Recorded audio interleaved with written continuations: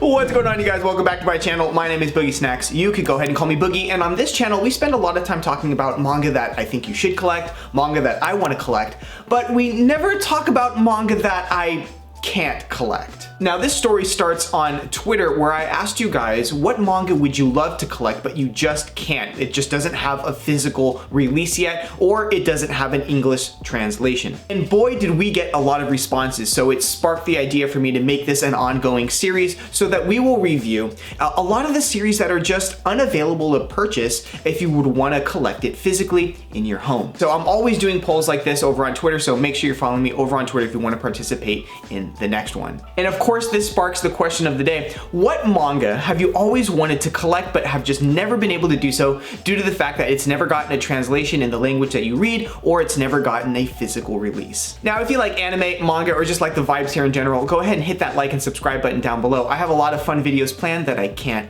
wait to show you. Okay, and with that being said, let's go ahead and kick off the video. I will see you in just a second.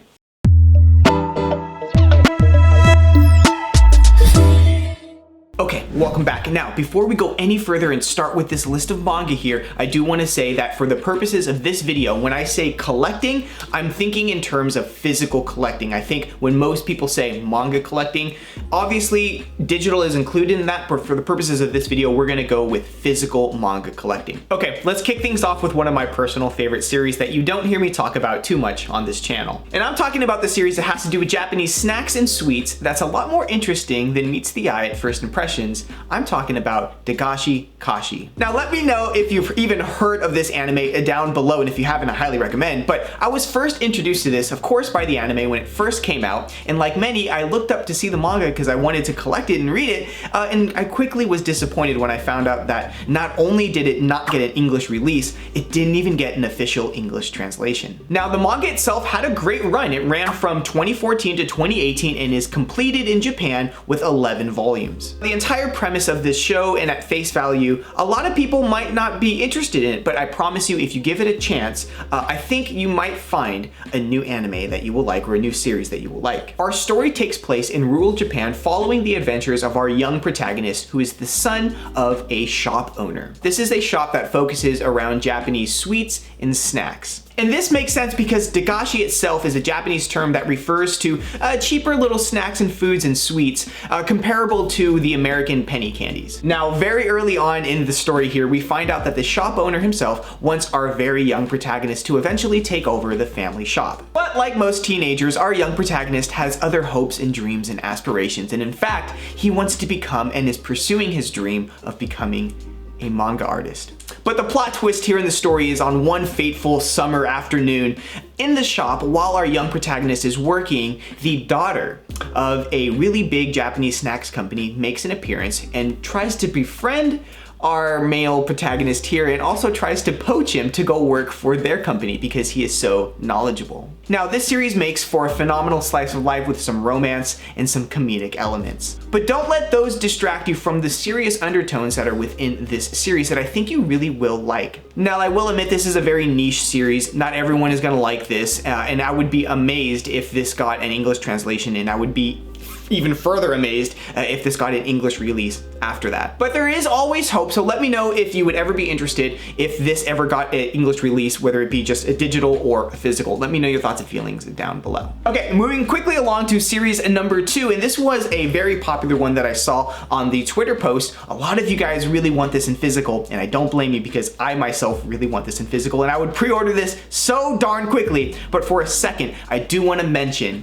Ace of Diamond. Even if you're not a fan of baseball, I think there's a lot to unpack here and a lot that you can enjoy, especially if you're just a fan of sports manga in general. This manga is broken into 2 acts. So Act 1 is actually complete for both anime and manga, but Act 2 is ongoing for both anime and manga currently at the time of recording this video. Currently, right now, Kodansha is making it digitally available so you can read both Act 1 and Act 2, but there is no English release physically. There's not even an announcement. There have been rumors in the past, but there's no movement on this currently at the time of recording this video. It follows our main character, who is in the countryside of Japan and has a passion for baseball and is a very unconventional player. He gets scouted and ends up going to a high school that is well renowned for, well, baseball. And I think Ace of Diamond here does a great job of capturing the essence of baseball, whether it be improving on the sport, traveling with the team, and progressing towards a goal as a unit, and it does it all with the flair of anime and manga. So yes, there will be some shonen tropes, and yes, there are some quirky scenes, but to be honest, I eat all of that stuff up, and I think it just does it so incredibly well. It's definitely worth looking into, at least even if you just want to check out the anime. If it were to get announced, I would be one of the first people to pre-order this and sort of just know that I will buy all of this when they all slowly start to come out. So fingers crossed for a future where one day I can have Ace of Diamond on my shelf. All right, so that's my thoughts and feelings on the baseball series for this video. Let me know your thoughts and feelings down below in the comment section, and let's quickly move on. Okay, I had to put on a jacket. It was getting a little cold in here. Okay, let's continue on with the video. Okay, this next series is gonna be a joy to talk about, to be honest with you guys. This is one of my favorite series that I wish I could collect physically. I wish so much. Let's talk about Space Brothers for a second. Now, this series has been out for a while, and I found it through the anime, and there's a lot to dive into with the anime. It's just shy of 100 episodes, if I'm correct, or someone can let me know down below. But if you want to read it in English, it does have an official English translation, but you can only read it digitally. Now, the story of Space Brothers starts with this glorious backdrop of a flashback, going back in time to when our two brothers that the story follows are very young, and they see something in the night sky one summer's eve that they just can't explain. And it's in this moment where these two younger brothers are staring up at the night sky looking at this unidentified flying object to them, where it sparks this interest and passion for space travel, science, and the want and the curiosity to go into space. Now, the story flashes forward to present day, where our brothers that we first saw in the very beginning with the flashback are now full-grown adults and have definitely gone down different life paths. Now, our story really begins to take shape when our older brother Nanba gets fired from his job and gets a once-in-a-lifetime opportunity to go through JAXA, which is the Japanese equivalent to NASA's, their astronaut selection program. Now, this story is executed so well. Not only will you learn a lot about space exploration and what astronauts go through, but there is also this mysterious sci-fi element that has these undertones throughout the story that I think you really will like. And what it also depicts here, and that I personally really like here, is that it's harping on the cliche that at any age, we can pursue our dreams, and I really, really resonate with that.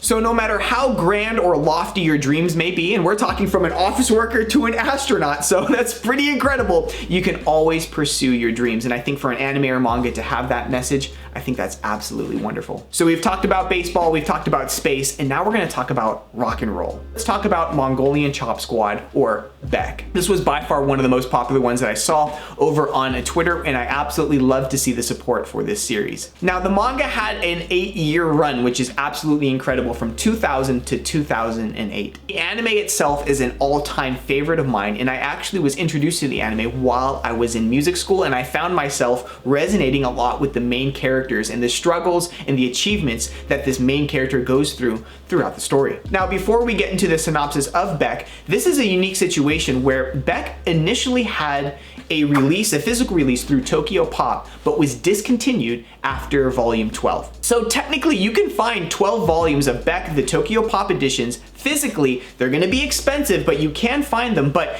it only goes up to volume 12 out of 34. So really, if you want to read this series after the anime, and there's a lot that happens after the anime, you're going to have to read this digitally. Now, the good news is that there is an official English translation. I would love for Beck to get an English release physically. I would collect this so quickly. Now, this story follows our main character, who is Koyuki, who is a young teenager who falls in love with not only guitar, but Western rock and roll. Now, this is a very interesting premise for a anime or manga to be about, and I was all for it because I found this while in music school. Now, I don't want to spoil this because I really want you guys to go out there and at least watch the anime, but personally, this does such a great job of depicting the life and hardships and achievements and triumphs that a musician goes through, the highs and the lows. It does a great job of depicting the beginning process of becoming a musician, improving on an instrument, the satisfaction of improving on an instrument, and the bug that you catch when you start being able to really express yourself with music. This also has some great romance in it too, so let's not ignore the romance aspect of Beck. If you play music, this is a definite must read or must watch, but even if you like a slice of life that is incredibly well done, I think you're really gonna like Beck Mongolian Chop Squad. So at least check out the anime, but if you want more, you can always read it digitally. Now, next is a series that I actually discovered not too long ago, but I fell in love with, and let's talk about Hajime no Ippo. Hajime no Ippo was one of the most popular series that I have been recommended, and I've just not checked out. I don't know why. I don't know why it took me so long. It really sucks that it took me that long, but I finally caught up with you guys, and I know why you were recommending this series. It is absolutely amazing, and of course, I went to go look up, where can I buy the manga? I want to buy this manga. I want to support this series, and I would like to own this all physically, and of course, it's on this video for a reason. You can. I can't buy this physically. Hajime no Ippo, if you've never heard of it before, is a boxing series, so it is a sports manga, but it's done incredibly well. And one thing to highlight here is that it's still ongoing, and it's been out since the late 80s. This series is 30 years old. This series is probably older than you watching this video right now. In fact, let's do a poll. If Hajime no Ippo is older than you, I believe this series came out, I have it written down, in 1989. If it's older than you, let me know down below in the comment section. If you can't read it, how did I find out about this series? Well, of course, I watched the anime, and the good news here is that there's a lot of anime to dive into. The premise of Hajime no Ippo is that it follows our main character, who is Ippo, who is essentially in high school and is sort of the shy, timid guy that eventually falls in love with the world of boxing and the competitive aspect of boxing. One of my favorite aspects of this series are how the fights are built up. It's done incredibly well, and in my opinion, it's paced very well. And not only that, but the character motivations are very clear and easy to understand. And I think that's very important, and not a lot of series gets that down to a T. I think character motivations for why characters do certain things in the stories is an art form in and of itself, and Hajime no Ippo nails it. Now, Hajime no Ippo is a really long-running series. I don't know if there's any hope for a physical release because there's no even English translation right now. There's no legal way to read this on the internet. Let me know if you've even heard of this series, what your thoughts are of Hajime no Ippo down below in the comment section. I think it's wonderfully well done, and I had to put it on this list. We're gonna talk about a manga that is relatively new, done by one of my favorite mangakas, Sue Ishida. I think a lot of us know where we're going here. So this is one that I'm anticipating that I will be able to collect eventually. We just can't collect right now. Now, if you don't know Sue Ishida is the author of this series that got me into manga collecting, and that would be Tokyo Ghoul. But we're not talking about Tokyo Ghoul, we're talking about the new manga from the same creator of Tokyo Ghoul, and that would be Chojin X. This series literally started releasing in 2021, so it is very fresh and new. At the time of recording this video, there are 2 volumes out in Japan, but I will say those 2 volumes look amazing. I can't wait, and I hope those volumes look the same in English as they do in Japan. I cannot wait to get those on my shelves. The good news here is that you can read this on the Viz app as the chapters are releasing. Okay, so I will link to this down below. Now, I don't want to get into spoiler territory, and I don't even want to get too much into the synopsis because there's just not that much content out for you guys to read, and I just want you to go explore this world. But Chojins, or superhumans, are, well, people that have acquired supernatural abilities. Now, through a series of events, our 2 main characters have to make a decision on whether or not to become Chojins, and they obviously make the decision to become Chojins and have supernatural abilities, and how to live with life afterwards, and the mystery and the action and the drama that ensues after making these decisions. The art style alone and the world building aspect that Sue Ishida is bringing to the table, I think that you really might like it. Let me know if you've even heard of this series or checked it out down below in the comment section, and let's quickly move on to the last series of the video. Okay, by far, this was the most popular one on Twitter, and I think a lot of us have been wondering where this has been this entire video, and a lot of people know that this is a very popular series in the rest of the world, okay? For a second, we're gonna talk about a series that I really wish I could collect physically. In fact, I love this series a lot. I watched the entire anime, and we'll get into how I feel about the anime, and that's why I want to read it, but let's talk about Kingdom. There's a huge global interest in this series, and it's one of the most popular mangas out currently. Yes, it's still ongoing, but in the West, it's still gaining popularity. But to prove a point, you've probably heard about this series. You've heard someone mention Kingdom before. Let me know if you have down below. Now, before we get into the synopsis for Kingdom, I do want to address the anime because I think this is the gateway that a lot of people are finding this series. Personally, I watched all of the anime. Now, since I haven't read any of it, there's no official English translation, let alone a physical release. I didn't experience a lot of the negativity that a lot of people have that have read this and watched the anime. But that being said, it's definitely, you have to get used to the animation style. Let's just say that. I think that the anime could have been done better, but I will harp on some good things. I think it just does a good job of displaying what this series is about. It definitely gets you hooked into this series and attached to the characters and the developments that they're going through and the trials that they have to overcome.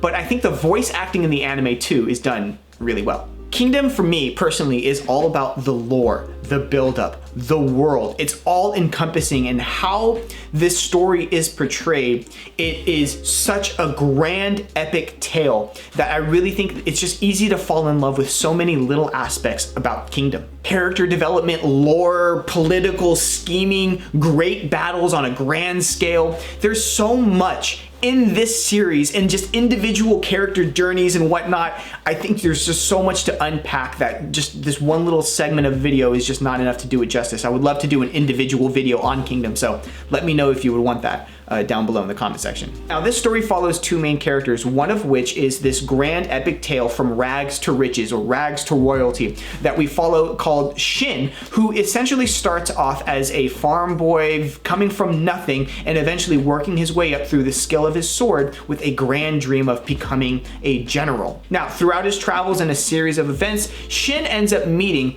a very unique individual. Through another series of events, Shin finds out is the rightful heir to the throne and kingdom of Quinn. Now, the future king of Quinn is looking around at the warring states that is happening and wants to unite all of China under one grand kingdom to finally bring peace throughout the land. And it just so happens that he meets and befriends Shin, who has this grand dream of becoming a great general and leaving behind this amazing legacy. So these two start to partner up, and the story embarks from there, and the chaos and the political nightmares that begin to happen and the amazing grand battles that begin to happen. It's just so good. It's so good. This manga, or this series, takes on being a general and goes through battle strategies and the whole 9 yards, but on a really big scale. I love that. So yes, there is individual fights that are done incredibly well, but the grand fights with armies, it's very unique, at least to me, for a series, and I think it's done incredibly well. It's very thought-provoking, and it faces a lot of problems.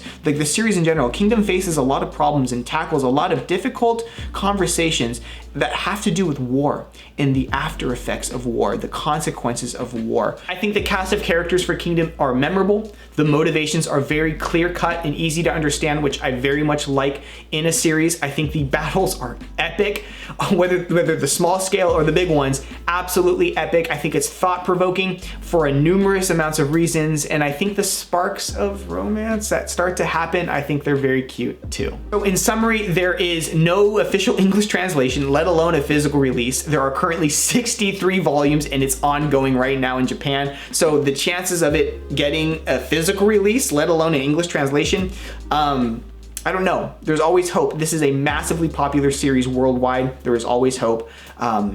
But we'll see, only time can tell. But yeah, one of my favorite new seinens that I've discovered, Kingdom, amazing, check it out. Okay, you've made it to the end of the video. Thank you so much for watching this far. Let me know your thoughts and opinions on any of the series that we've talked about down below in the comment section. This has been a series that I've always wanted to do, but I've never just sat down and written the script for it. And just discovering a lot of the series that I really do love, I can't even buy. That was an interesting, you know, like realization for myself. So yeah, this video, the making of it was pretty cool for me. With that being said, I'm gonna let you go here. If you'd like to go ahead and support the channel, go ahead and mash that like button down below. It lets me know that you're watching at home and I can continue to make more content just like this. And of course, as always, nothing has changed. If you'd like to stick around for more videos, go ahead and hit that subscribe button. We would love to have you in the community. All right, everyone, thank you so much for watching, and I will see you in the next video. Have a good night.